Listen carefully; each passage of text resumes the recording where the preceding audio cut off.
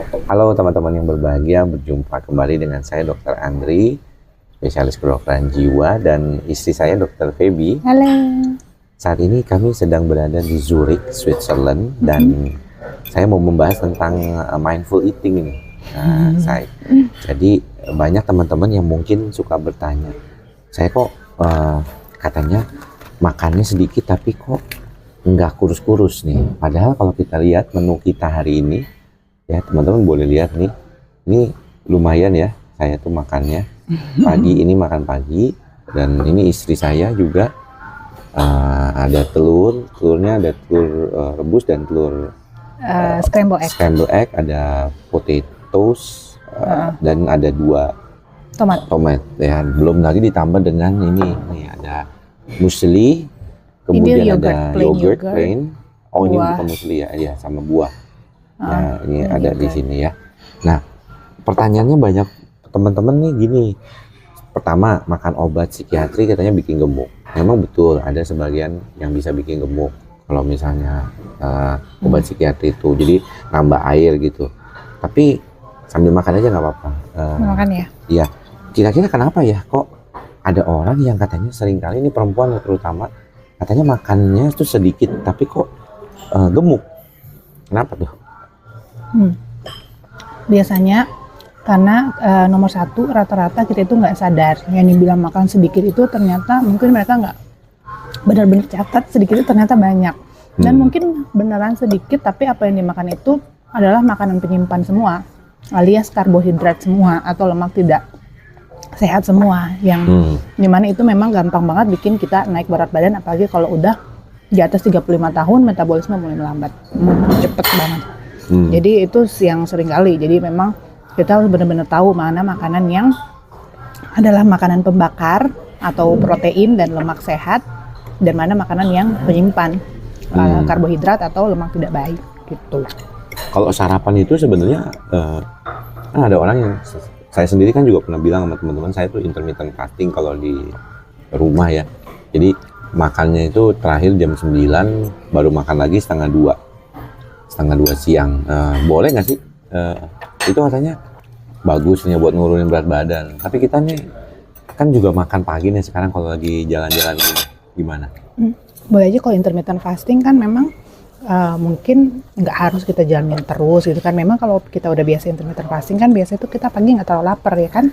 Ini karena memang kita lagi jalan-jalan aja. Abis ini kan kita butuh banyak tenaga, siang juga belum tentu mungkin makan tepat waktu. Jadi ya mumpung dan dapat sarapan di hotel, ya udah kita makan sarapan, tetapi dengan tetap pilihan makanan-makanan yang baik gitu. Kalau intermittent fasting sih bagus banget gitu ya untuk kesehatan kan gitu.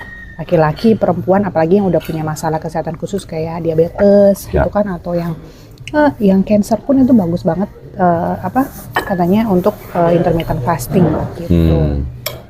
Kalau komposisi makanan tuh bagusnya gimana? Maksudnya saya tuh kadang-kadang teman-teman ya, nanti kita mau 2, saya tuh di mana-mana bawa sambal. Jadi bawa sambal tuh dari Indonesia, soalnya kadang-kadang makanannya kan suka nggak ada rasa ya, asin doang, kagak ada rasa yang lain gitu. Jadi saya suka pakai sambal nih. Katanya sambal tuh nggak boleh ya? Ya, karena sebenarnya kalau sambal kayak gitu banyak kan isinya gula. Jadi lebih bagus tuh kalau misalnya mau makan sambal ya sambal yang kita bikin di rumah, sambal cobek, sambal. Oh gitu. Tapi gulanya juga banyak. Gulanya kalau itu kan kita bisa takar. Ini sambal kalau yang ini suka saya pakai bawa nih. Ya banyak kan sebenarnya ya banyak gulanya. Ada gulanya juga ya gitu ya. Iya, jadi mesti diperhatikan jangan makan kebanyakan sambal botol kayak gitu. Itu yang kadang-kadang juga nggak disadarin. Sebenarnya yang paling penting itu kita itu jaga makanan apa jaga berat badan pakai olahraga ya? Katanya ada yang bilang katanya olahraga nggak penting, yang penting makanan. Dua-duanya penting, tapi kalau misalnya untuk menurunkan berat badan ya nomor satu tuh dari pola makan. Nggak harus semuanya harus restriksi makan. Kadang-kadang orang pikir gitu kan, udah yang penting gue makannya sedikit gitu kan, yang penting mulut tuh dikunci gitu, jangan makan supaya berat badan turun. Padahal sebenarnya nggak juga, karena yang terpenting itu adalah bagaimana pemilihan makanan. Iya. Itu tuh penting banget, bagaimana kita memilih makanan. Jadi kita bisa tetap kenyang tapi nggak gampang gemuk. Kayak misalnya kita makan sarapan gini ya. Kadang mungkin orang lebih banyak makan roti, ini udah kentang digoreng, roti pakai coklat, pakai strawberry. Nggak makan telur, nggak makan sayur. Padahal sebenarnya kalau telur, sayur itu kan protein, serat. Nah itu makanan pembakar, biasa untuk bantu kita bikin massa otot gitu ya. Kalau ditambah olahraga, jadi itu yang nggak bikin kita gampang gemuk. Kalau misalnya kayak roti itu kan karbohidrat ini semua ya, karbohidrat simple semua gitu yang langsung diserap, mungkin kita cepat kenyang tapi nanti cepat lapar lagi gitu. Jadi usahakan untuk lebih banyak komposisi protein dan sayurnya, seratnya dibandingkan karbohidratnya gitu. Kayaknya ini ya. Video lebih cocok dipasang di channel kamu nih kayaknya. Teman-teman nanti kayaknya lebih cocok nih, karena kalau saya itu lebih ke mindful eating. Mindful itu juga pengaruh kan. Jadi kalau mindful eating benar-benar kita pada saat memilih makan itu kita mindful. Oh ini makanan yang bagus untuk kesehatanku, bukan hanya untuk lidahku doang gitu. Jadi karena kan kita pengen makan apa yang kita pengen makan gitu kan, ini enak rasanya tapi belum tentu baik buat badan kita kan. Betul, itu kan mindful eating juga kan. Terus juga pada saat makan benar-benar makan, tidak sambil nonton, tidak sambil apa gitu kan. Bikin video. Ya maksudnya lagi ini jadi lagi bener konten ya. Jadi memang sengaja kami bener buat makan. Karena lagi kepengen memberitahu juga, karena banyak juga yang tanya, katanya fit juga dong. Padahal saya kurang tidur juga kalau lagi jalan-jalan begini ya. Nah, fit ya karena makanan juga dipengaruhi juga kan. Kadang-kadang kita lihat kita tuh banyak makan karbo, lupa makan protein. Makanya ya kadang-kadang kalau apalagi negara kayak gini kan kurang protein ya. Makanya suka kalau di breakfast suka bawahnya ada telur. Lumayan nih. Taruh buat bawa ke kamar, buat bawa kemana-mana. Bawain telur. Telur 2 biji gitu ya, lumayan lah. Gak enak juga kalau ngambil banyak-banyak kan. Iya. Tapi ini ya, kalau misalnya satu yang saya hindari sebenarnya tuh, makanan kan sekarang lagi katanya ada istilah raw eating. Real food. Raw food, bukan raw eating, sorry. Nah, kan ini salah satunya ada nih, yang sering Anda makan nih. Ini namanya sausage. Itu processed food. Nah ini processed food, katanya kurang bagus ya? Iya, karena kalau processed food itu bukan real food. Ini real food, tomat. Bentuknya masih tomat. Telur. Bukan jadi saus. Oh gitu ya. Nah, ini itu masih teman-teman ingat tuh. Telur. Bentuknya telur. Bukan jadi apa ya kalau telur. Nah, kentang ini juga udah proses sebenarnya kentang. Kalau kan udah digoreng. Udah digoreng gitu ya. Udah digoreng. Jadi kalau misalnya yang lebih sehat lagi kalau makan kentangnya ya yang kentang rebus. Gitu. Katanya ada yang bilang makan kentang lebih bagus daripada makan nasi. Betul gitu? Enggak juga sih, tergantung. Kalau misalnya dia makan kentangnya juga banyak banget, tetap aja itu kan juga karbohidrat. Mungkin yang paling penting menurut saya juga bagaimana kita bisa, mungkin nggak ngitung kalori secara strict banget kali ya. Tapi ini ya gitu ya, bagaimana memilih komposisi aja sebenarnya.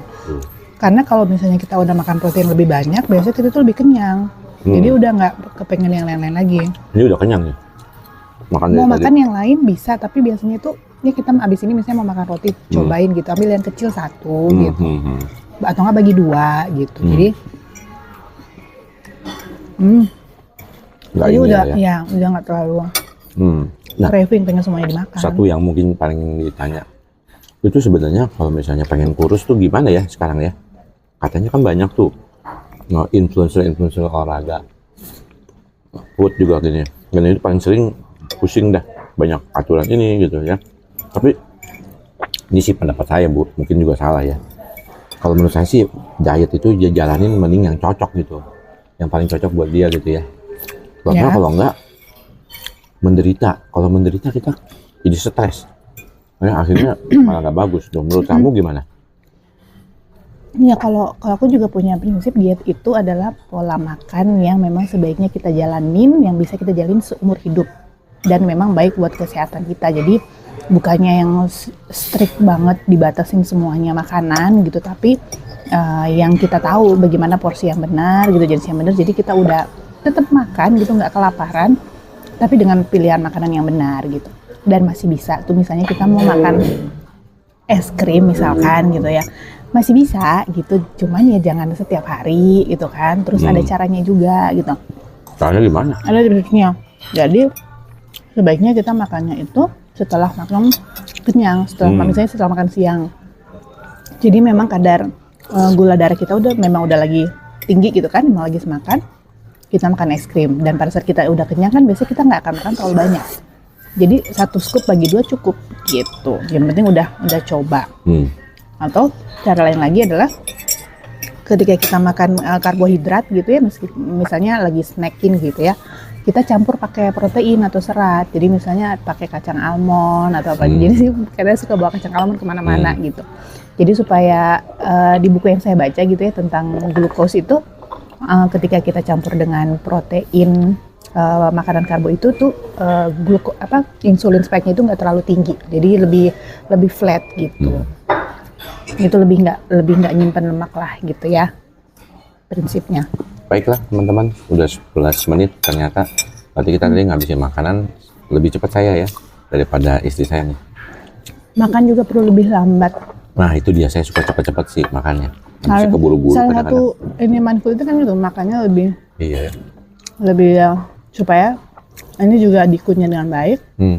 Pencernaan kita juga kan dikunyahnya, jadinya pencernaan kita kerjanya nggak terlalu berat karena udah dikunyah di mulut duluan gitu kan. Ya, baiklah, udah mulai senang. Thank you teman-teman semua. Thank you. Para subscriber kita juga, ya mudah-mudahan apa yang saya sharing sedikit ini bermanfaat buat teman-teman semua. Sampai bertemu lagi.